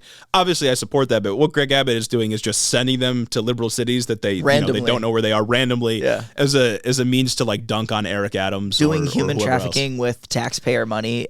Conservatives love to talk about wasteful Democrat spending. Yeah, no. But love this. It's like, it's one of the most like racist, brutal things I can imagine. Yeah. Like the state of Texas doing. But that is still going on, and it's going to continue to go on, I would imagine, as people try to migrate into the country. Wow. So that's a little immigration. Wow, and also while he's got the gunboats going. Because if you do recall, he did declare there's an article in the Texas Constitution. He declared like articles of war to fight off the migrants coming in. Because there's an invasion. The invasion clause. He right. invoked the invasion clause of the Texas Constitution to justify the use of gunboats to defend the border. Crazy insane against a bunch of abuelas. Yeah, against a bunch of fucking abuelas. They don't even talk about it being like MS-13 gang members anymore. You remember when Greg Abbott like intentionally slowed down immigration to cause inflation to go up? Yeah, that was when he cost us like billions of dollars. Yeah, just slowing things down, searching and them. Didn't catch anything extra too. Yeah, I don't even think numbers went up meaningfully. Yeah, that's a crazy thing that happened. Should we talk about more bad things today? I think we should. Yeah. I think we should do a speed run of bad things. That's actually exactly what I had in mind. Was a speed run of some anti-freedom, anti-trans bills that have been going on as of lately. You know, excellent. We pride ourselves on the plethora of topics we get to cover, but inevitably of course. We miss some stuff. You know, we can't get into everything. You know how it goes. And we especially can't get to everything when there's an ongoing attempted genocide that's happening against a minority group, because genocides are multifaceted. And I'll give it to the Republicans. They're pretty disciplined in what they're trying to do here in a very, very bad way. So we're going to really quickly run through a bunch of different bills from different states that are targeting trans people in a variety of ways, all, of course, passed by the GOP, usually along party lines, but sometimes they get some conservative Democrats to chime in and help. So yeah. Well, we won't get a chance to go in depth on each of these here, but they're all real. You can look them up if you really want to. All real. So we'll do a little speed run. So here's several. I'm excited. Here is several anti-trans bills that have recently been passed by Republican legislatures. The first one is in Oklahoma. It's a women's bill of rights that basically exists solely to exclude trans people from what's in the bill. And it actually works to roll back rights for women in some cases, specifically like employment discrimination cases. It rolls back a couple of rights that have been gained over the past few decades. Specifically, though, and this is the text of the bill, it says, quote, "Female means a natural person whose biological reproductive system is designed to produce ova." So I guess all postmenopausal women just aren't women anymore. Liminal space between woman and not woman, I suppose. They're just biting word for word the Missouri bill. There's so many of these other women's Bill of Rights bills that I can't even keep track of where they're coming from anymore, because they all bite language from each other. They all try to one-up each other. It's all just to be exclusive, all to exclude trans people. We are watching, we've been talking about for a while, the race to the bottom that white supremacy is. Yeah. It is an ideology built on exclusion. Irish people weren't necessarily white at one point, despite being the pastiest motherfuckers. Yeah. Right? And so it's all about exclusion, and we are watching in real time the race to the bottom, the same concept within anti-LGBTQ rhetoric. And what's crazy is this is kind of new. You know what I mean? Yeah. At least for me as a purveyor of politics, it's it's been going on for the past few years, and it existed before. Anti-trans hate obviously existed before, coming from conservatives naturally, but it's ramped up to such a degree that was kind of unimaginable. Even when we first started the pod, one of the first topics we talked about, one of the first culture war items was CRT. That's when that got big. Oh, yeah. We're talking about critical race theory, defining it, talking about how it wasn't really an issue before, and then we saw the same things with the trans groomer narrative. And I remember watching in real time, because this was around the time where I'm really focusing on the news because I got to get news stories to talk about on the pod. Article heads. And out of nowhere, it's just trans people are groomers is the headline. Yeah. That is one of the main stories, and it is persisted to this day. It's one of the main components of the GOP. Because it's wild, because I remember talking about, it must have been a couple months ago, maybe 6 to 8 months ago on the pod, wow, it seems like whenever there's a slow news week, they automatically resort to anti-LGBTQ stuff. But now that is the news week. Yeah, all the time. It's in real time. We are actually watching the race to the bottom. Yeah, and speaking of Missouri, the next one is that the Missouri Attorney General issued an order, as we talked about on a previous episode, that you cannot have access to gender-affirming health care until after 18 months of therapy, and even then, the state can deny your care if they find you have any existing mental health issues or disorders, anxiety, depression, etc. Going to therapy. Right. No, that's the thing, right? is that it's like, oh, well, you know, you can get it if you clear all these hurdles, but it's like, we're not going to let you. To be able to get insurance to cover your therapy, they have to give you a diagnosis. And it's like, I wonder if gender dysphoria is like comorbid, if anything. You know what I mean? Yeah. Like, come on now. And it's also like, that's not even a thing anymore in the DSM-5, I don't think, or it's in the DSM-5, but in the drafts of the DSM-6, like gender dysphoria is not going to be in it because what we perceive as a mental illness changes over time. For sure, right. It's a function of society, what's defined as mentally ill. But anyway, yeah, to be able to go to therapy and not have to pay out of pocket, you have to have a diagnosis. Yeah, right. So it's just, we mandate that you're mentally ill and you're put on a list for the state that says you're mentally ill. And the idea here from the Missouri Attorney General, and this has gone into effect, by the way. We talked about this a couple of weeks ago, but it has fully gone into effect. And it's not even a law. It's just an order that he gets to do for some reason. But it basically says that you have to go to 18 months of therapy or you can't get your gender-affirming care, and even then we can deny you. And the idea is that, oh, well, we want to make sure that it's not other mental health crises that you're having and you don't, you know, quote-unquote trans your gender while actually just being depressed or anxious. And it's like sometimes these things happen together. Yeah. Sometimes you are, you know, you have anxiety and you're trans, but they're not because of each other, right? Yeah. You're not anxious because you're trans and you're not trans because you're anxious. That's just kind of how it is. And so it's ridiculous to even make this a real thing. It also just plays into the fake, phony, and stupid idea that people just trans their gender for fun, like all the time, like, and that it's just like long something process that happens on a whim. Because often, like, right, you like socially transition before you do any like sort of gender affirming like physical care, right? Yeah. You're cutting your hair short, you're growing your hair long, you're wearing the opposite genders, like, or the gender you identify with clothes. Yeah. Like you're socially transitioning, and that's how you sort of gauge whether or not you actually want to do this. Right. And the idea with gender affirming care is that it makes your life easier as you're going through that both social and sometimes physical transition. Once you started the social transition, you're like, yeah, this is something I want to pursue. Exactly. Because this is me. This is who I am. Again, I'll just keep going back to the fact that gender affirming care reduces suicidality rates. Like that, like you are killing people by taking this option away. It is as simple as that. I don't. And honestly, I've seen so few Democratic lawmakers make this point. There was a really good TikTok that we reposted and had brought up before, where it's just this Democratic lawmaker from some Republican-controlled state where he's like, "Yep, this bill is going to kill people," and I hope you know that. And that's the kind of attitude we need towards all of this. I don't remember his name specifically, but that you got to just start saying like, yeah, you're going to kill people with this. In plain English. It reduces suicide rates understand. by like 70% or something. Like it's something crazy. Something crazy, something empirical. Yeah. But as we know, conservatives not good with numbers. You can measure it, right? You can measure it. Moving on though, the Florida legislature passed a bill that prohibits trans people from using bathrooms that align with their gender identity, and this law applies to schools, government buildings, prisons, and detention centers. The initial idea with this bill was to make it apply to all bathrooms in the state, period. Yeah. But they couldn't get that far. So it's schools, government buildings, prisons, and detention centers. Just like I don't remember. Curious. I have no idea. Maybe it's like an overreach thing, like they can't regulate private businesses like that or something. Maybe it was like we need a 2/3 kind of situation, and we couldn't get to that. Word. Like it's good to know that there's restrictions on even the Florida legislature. You know what I mean? Even they can't do as much as they want. Yeah. But that was the original idea. So I guess if you're a trans person, you can't go into the DMV. Still absurd because still absurd just because of reasons we've brought up so many times. A lot of motherfuckers pass. Yeah. So what do you do when someone that interacts with the world as a woman, because that's what they identify as, walks into the men's bathroom just because they have a cock? Yeah. Or the other way around, right? Yeah. And like either way, you're kind of subjecting yourself to potential violence. It's a catch-22. Yeah. Because either way, you're identifying yourself as trans. And they know this. Yeah. Of course. Like the Republican legislatures that are crafting these kinds of bills, specifically bathroom bills, know this. And they are designed to make it so you can't make that choice and you are just forced to not exist in public. Yeah. Because like one of the simplest human functions is going to the bathroom. Let people go to the bathroom. And if you can't go to the bathroom in public, in a public restroom, then you're kind of just discouraged from being in public. That's the point. Absurd. Alaska, moving on. Okay. Alaska is working on a bill to ban trans women from participating in female sports outright, just totally within the state, disregarding, of course, current statewide and nationwide sport regulation that makes this possible. See, that's wild because there's like, I don't know, Sarah Palin and 2 other women in Alaska. Yeah, right, exactly. It's a culture. It's purely culture war. Yeah. Like that. Yeah. That's it.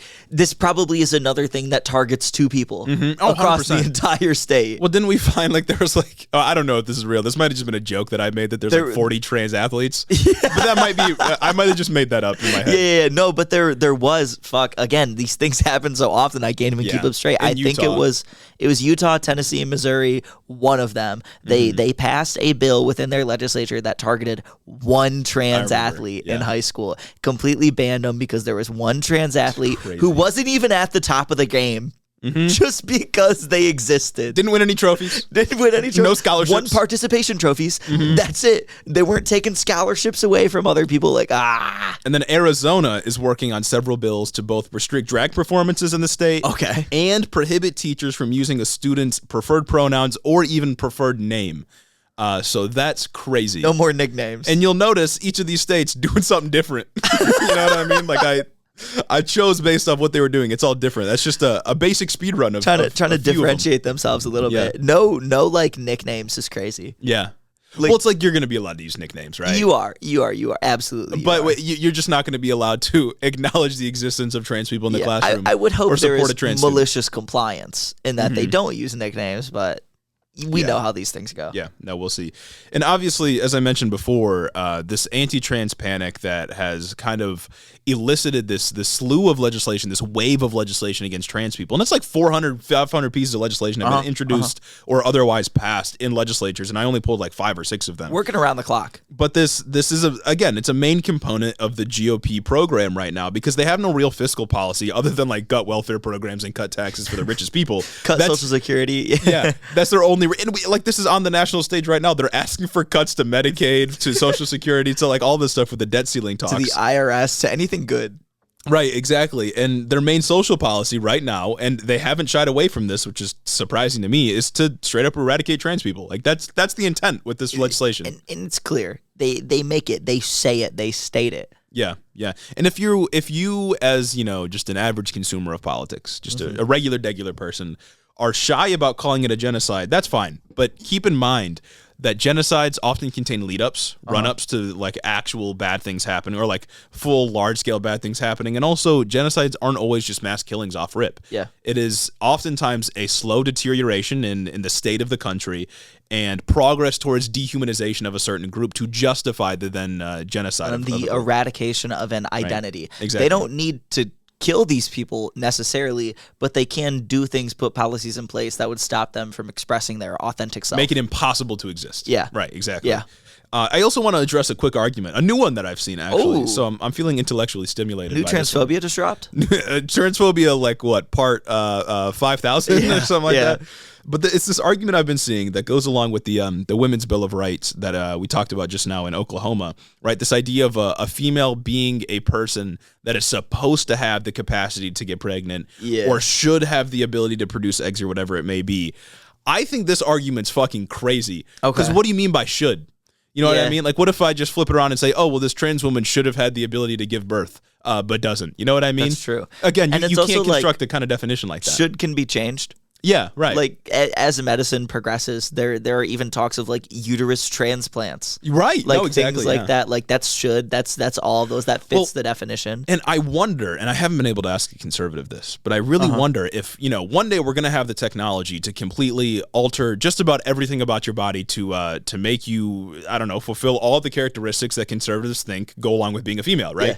So if we had a machine that we could stick you in for like an hour and then you come out and you have all the characteristics you want, are they going to consider that person a woman or a man? They're not. I don't think they will. They're just going to move the goalpost and say, well, you had to have been born this way. Because a weird part about conservatism is they believe that gender is something innate. It's gender essentialism. They believe that your gender is innate based on biological behaviors that are ingrained within you. But clearly there aren't. Like, it just fucking clearly there aren't. It's totally an ideology of control. And this argument that a woman is someone who is supposed to have X, Y, or Z ability is like to me, this is the debate equivalent of just like casting a spell. Like you're saying, okay, nice argument. I'm gonna do some like naturalistic mysticism in response. Like that doesn't make any sense. Nice argument. I'm gonna come forward with a position that is so broad and you can't nail it down at all that you couldn't possibly begin to argue against it. I saw Matt Walsh was doing one of those things where he's like at a college campus and he's up on the stage with all the lights on him and the people looking at him, and then he has people come up and ask questions. Yeah. And he can cut off their mics and stuff like that. He was doing that kind of thing where he was arguing this point, like this should argument or supposed to argument. He was saying let's say we define humans as someone as people who have two legs, but someone is born with a birth defect, only has one leg, or loses it in a war or something like that. We wouldn't stop calling them human, but the definition still works. And it's like he starts talking about like, that's the exception that proves the rule, right? But it's like, if we define humans as people that have two legs and then you lose a leg or you're born without a leg, then you're not a human under that definition. Yeah. That's the point. You can't define it so rigidly. You can't use like they should have this. Like it doesn't work like that, obviously. It's an exception to the definition. Right. They are exempt from it. That's the problem with definitions that are so rigid. Yeah. You can't do it like that. It's not a definition. It's also the idea that like definitions are some like thing that exists. Like, right. As if words and concepts are things that really exist out materially in nature. Discovered, yeah. Definitions are descriptive, not prescriptive. Just like language changes. You know what I mean? Like everyone uses ain't a word. It's in the dictionary now. Right. Shit like that, right? It's like these things are here to describe experience to our best extent. Right, and they're they not change. Perfect. Yeah, and they change over time, of course. So that's a really silly little argument, and that's a speed run for you all. I know you've been missing out on like the specific statewide transphobia. So there you go. Exactly. I hope that made your day. Hit it all the time. Really, run the gamut. We got one little brief section of news, a little amalgamation of election news that we got to go over before we end out the pod today.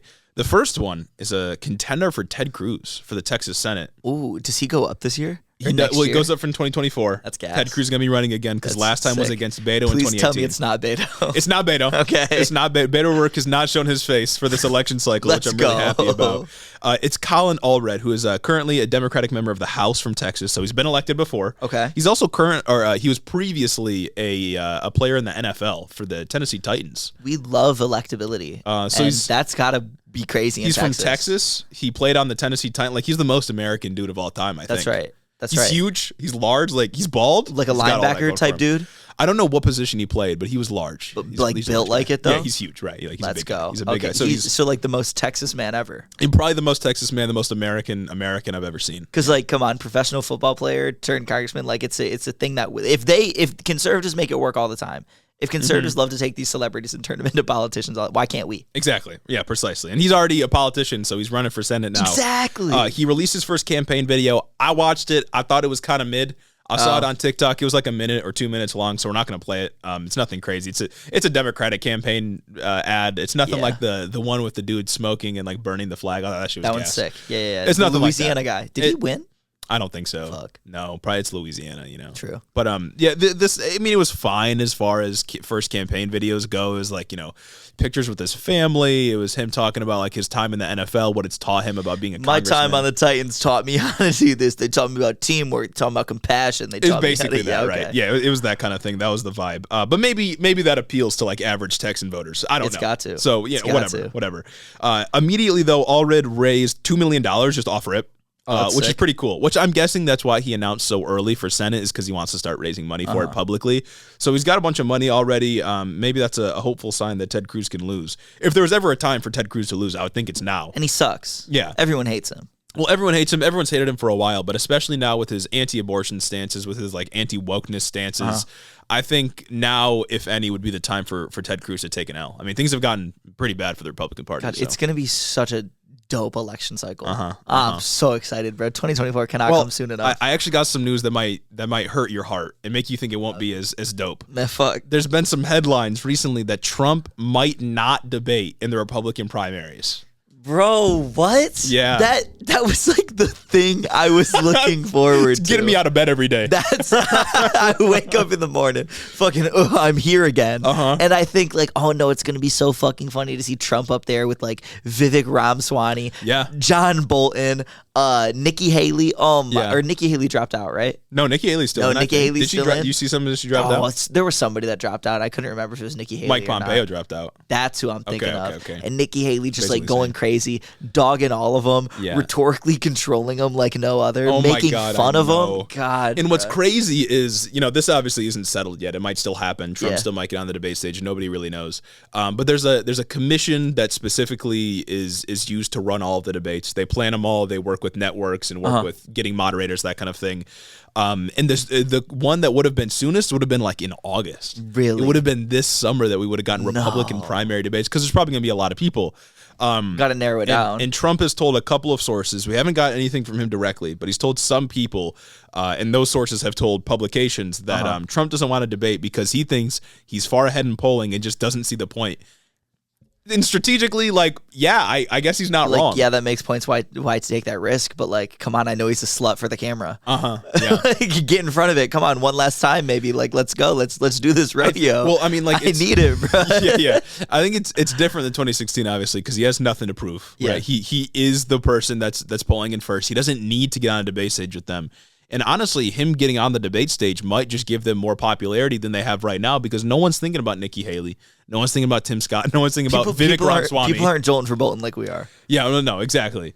And so him getting on the debate stage might just give them more ratings than they would get if he doesn't. You know what I mean? Yeah, strategically it makes a lot of sense to not do it. But I also wonder if there could be an argument made that him not showing up on the debate stage, if DeSantis goes as well, if he announces, that could make him look weak and like unwilling to work with him. So, you think if DeSantis goes, he goes? Well, I was thinking that if Trump doesn't go, DeSantis wouldn't either. Like, what's the point, right? Like, why? Because then DeSantis becomes target number one for everybody else, because he's the one polling in second. So why would he show up if Trump doesn't show up? Man, that's so... but I'm gonna be pissed, right? I'm gonna be so fucking mad. I hope he does like what he did when they didn't do the second presidential debate, and he just does a town hall. Yeah.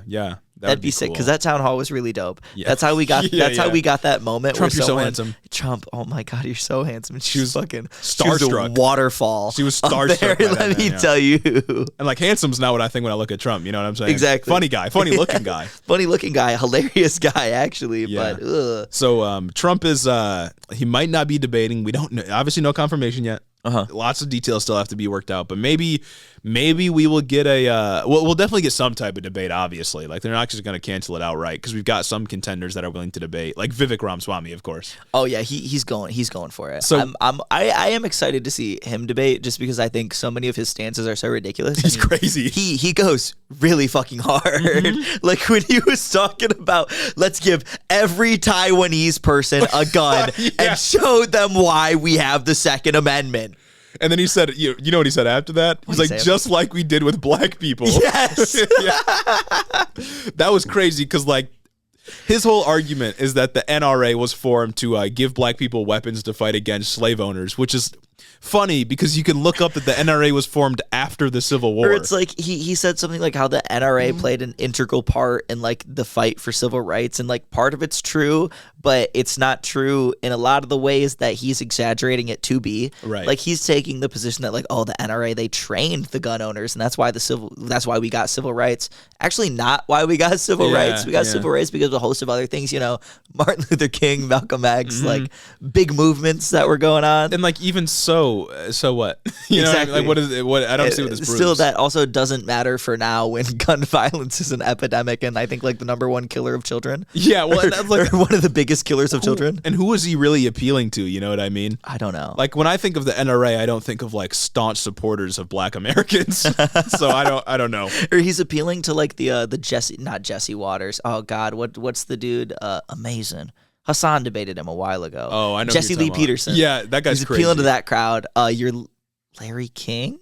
Yeah, Larry Elder. Larry King's wrong guy. Larry Elder. Larry Elder ran for governor of California, got blown out of the water. That guy. That guy's crazy too. Yeah, so hopefully we see a Trump debate. I need I it. want it, Well, bro. we'll I want see. it so If Trump fucking wins bad. the primary, we'll obviously see a debate with him and Joe Biden. Like, he's not going to skip a general election debate. Can't do that. If only we would be able to manipulate our sway and our audience to be able to drum up support for a Trump primary debate. I heard that Tucker Carlson made a move to have a Republican debate, like on whatever he's trying to do. So he's trying to do something. He's trying to moderate. Yeah. That would be crazy, wouldn't it? I would love that. That'd be so sick if he moderated a debate with Trump. Imagine you think that's why Trump doesn't God. want to do it, because he heard that Tucker might moderate? Maybe. But I think Tucker's trying to like do it on his own, like not with the help of the Presidential Debate Commission. Just So you like think do it. maybe he is trying to become a YouTube guy. Yeah, maybe he is maybe. trying to start his own like little thing, because he could. That'd be quite the way to start, right? Oh, Like, that would be great. Now And like launching, imagine like the Carlson presidential we'd debate. have so fun on a live stream with that. Are you kidding? Oh my God, dude, I'd my kill calendar for would it, be bro. X circled, checked. Oh my goodness. I'm not doing shit today. No, I'm sleeping for like 30 hours beforehand to get ready for Making that. sure Oh that my I'm God. well rested. I'm going to bed with a hot towel on my forehead, doing a face mask, doing a fucking foot mask, getting ready, pampering. I'm gonna be meditating, levitating into the air. Working on my body to sharpen my mind so I'm ready for this debate. Yeah. Oh my goodness, bro. But speaking of other election news, before we close out the show, it's not something heavier. It's a headline that I saw earlier. Didn't read too much into it, but it's insane. The Texas state legislature just approved like a measure or a bill that would allow Abbott to overturn elections in Harris County. Wait, why? Specifically Harris County? Yeah, specifically Harris County, because I mean, that a big one? Democrats like did better than they were supposed to. Oh, naturally, yeah. So it's something like that. I would imagine it's a county that has a lot of minorities in it, considering Texas and their is that track like record. does that like have Dallas or Austin or something in it? Let's look it up right now. Oh, Let's do some live investigation. live investigation. Live journalism on What the is pod. in Harris County? Harris County. How the fuck do I? Somebody find this living in out? Texas probably knows and they're screaming right Oh, they're so mad at Oh us my right God, now. it's El Paso The or review. something. The Yeah, review for she's The mad. Texbian, yeah. She's mad at us right now. Oh my God, Homeland. I can't, Bro probably can't even read the map. bro. I can't find anything. I feel ashamed. Really. We're probably gonna find out like after we end the show. It's like, oh, it was this. Houston. Okay, yeah. Harris County's got Houston in it. I was wondering. Yeah, Yep. okay, that makes sense. They're probably like, well, fraudulent voting, black people, let's take control. Yeah, they shouldn't the be able thought. to vote at all. So Mm-hmm. this must all be fraudulent. So it would allow them to just do a new election, make them do it again, Oh, nice. Yeah. like just run the votes again. run it back. Not just recount. Run it back. But run it back all the way. That's okay. the headline that I saw. Yeah. Well, I'm gonna love it when we're just stuck in like run it back purgatory, just constantly casting new votes I until the also Republican just wins. think it's insane that we're at the point where something like that could be approved. Mm-hmm. Sounds kind of nuts. Well, I mean, as we said, like democracy ending decisions, right? Yeah. Morphy Harper, we bring it up like every episode now. It's coming up. And stuff like this keeps happening. It could drop any day now. Yeah. It really could. When is the Supreme Court term over? I don't know. Do some but more we're- live research. Let's see. We're in May right now. I think around May is when we got the Supreme Court leak, right? For the Roe v. Wade being overturned. So we're getting close. Yeah. Yeah, Yeah, May I of think last it year. was because it dropped in about like late June, early July, the actual The official decision. Yep. So yeah, okay, we're probably looking at like another like month and a half until democracy is over. Yep. Until until you can I can refuse to bake a cake for gay people. But until even- I can refuse to design a website for gay people. Even at that point, hopefully we can get some good content out of it. You know what I'm saying? Hopefully we can further our personal brand. Exactly. Speaking of content, though, there is some other news. There's a town hall coming up this week on Wednesday night, I'm like excited. 8 p.m. or something. Trump's having a town hall with CNN, actually. Really? He booked it with CNN. He's going to be, I don't know if he's Who's taking questioning questions. him? I don't remember. Because it's not Don Lemon. It's not Don Lemon. Nope. I don't know if it's anyone crazy. Is it like Anderson Cooper? I don't think so. Really? I don't think so. Huh. I feel like that'd be the most like. It's a woman. I don't remember her name. Oh wow, Jeremy, I'm so really? sorry. Oh, I'm really my bad with God, names, you cishet guys. white guys. Oh, no. Oh my goodness, just undervaluing the accomplishments of women. Yeah, I'm sure she'll do fine. Obviously you can't like track down all of Trump's lies in an interview like that. It's not even an interview, it's a town hall. So maybe people will be asking questions. Last too, like time it regular was people. what, Savannah Guthrie on MSNBC? MSNBC. She did great. I She thought. did do cool. I thought she pressed him like enough. She could have gone harder. You can always go harder. Yeah. But it's like it's unless an hour it's me kind up of there, time. then I did everything right. Oh yeah, of course. You know? Unless it's us right here, then we do Why everything does he right. book a town hall with us? We have a setup. We can get a guest in here. Exactly. Yeah, we could fit Donald Trump back here. We could fit Donald be Trump gas. could sit right back there behind the laptop. That'd be so cool. I could shake his hand, the full Mr. President. If the Full Send podcast could get him, I still haven't watched that, by the way. I really do Yeah. want to go and watch it, just because like Why? You think Secret Service were like standing right behind the camera, just like watching? They had to have. Yeah. You think they had to have been strapped like the whole time, just like. I'd be nervous too. Fuck. Yeah, I wouldn't be saying. I'd be gassing. I'd be glazing them up. Kidding? I'd be doing backflips on it. I'd be riding that shit. Anyway, I think that closes out the episode today. Thanks for sticking with us through a rather long pod. Yeah, lots of news. Very newsy news. Lots of newsy news. Yeah, Newsweek. Lots of not great news. Hopefully next week we can come back at you with some silly hoods, some silly drama. Some big drama. Maybe some more Steven Crowder drama. Steven Crowder divorced 2. Steven Crowder type drama, you know what I'm saying? That'd be cool. Yeah. Ben Shapiro's getting divorced. It'd be sick if, like, here's an ideal sequence of events. On Wednesday night, Ben Shapiro, very carefully Wednesday night, not Monday or Tuesday, Ben Shapiro announces, me and my wife are getting it, or Ben Shapiro's wife announces that they're getting a divorce. Yeah. Thursday, she drops a statement saying, the dry allegations are true. She's saying women actually can get wet. Yeah, the dry allegations are real. I just had to say that to make my husband happy. That would be ideal. That'd be so cool to cover. Yeah, yeah. I don't know how I'd be able to like milk it for like an hour, but that'd be your episode. We find a way, right? We always find a way. Always find a way. There'd be some other news we could lump in there too. Exactly. Maybe Matt Walsh does drop the N-word. And I'm not like just making a joke. He's been actively defending the use of the N-word by white people recently. But he refuses to drop it. Yeah, like do it, coward. You know what I'm saying? Do it. If you're going to defend the use, like, come on. Yeah, say it. Not because I think it would be immoral, but because I know, well, I guess I don't know that he won't do it. Maybe we're at a point where he just starts saying it. Because he does it in private. Like, let's be real. For sure. Like, let's be real. He does it in private. You don't make like a strong stand in favor of white people saying the N-word if you don't say it yourself. You know what I mean? Like, what's the point? You don't do that. You don't. You can't. Yeah. Like, what's the point of defending it at that point? It's best to just keep your mouth shut. Yeah. But he clearly can't. He clearly has to say it. I can see it on his tongue, basically. All right. I think it's time to thank our beautiful patrons. That's right. Our beautiful patrons that support this show, that make it possible for us to come in here every single week and spit into these mics. And this summer? Oh, yeah. Now that undergrad is behind us. Oh, yeah. Far behind us. I don't even remember. I don't even remember it, really. What's a diploma? I don't even have my degree. Doesn't even matter, really. I didn't even get a degree, really. Yeah. It's stupid, actually, so whatever. I don't even care. Yeah, I never care. I'm employed at Hiddo Media LLC. So yeah, I have my own company. I'm an entrepreneur, small business owner. So like, I'm really not even worried about it. But with that, the people that would help us make more content this summer, we have to give a special thanks. You could be. Could be one of them. Just become a Sunday supremacist. Drop that Wednesday weenie title. Special thanks to Cricket Scrapbook Layouts, Nikki Nine Lives, Caden Kraut, Lord T the Radiant, Chris the Postman, Christy Beck, Talia Kotz, 40% Spite, Andrew Harris, Mike Chaplinsky, Mattias T, Omar Zuno, Clayton LaFed, Mark Yeager, Sarah McRoberts, Dylan B, Kaz, Caleb every fucking time, Caleb Joy, Jim Bobs, Carl D, Rich Toro, Tari, Gavin Mayer Maldonado, Hunter W, Fergalaki, Max Vasquez,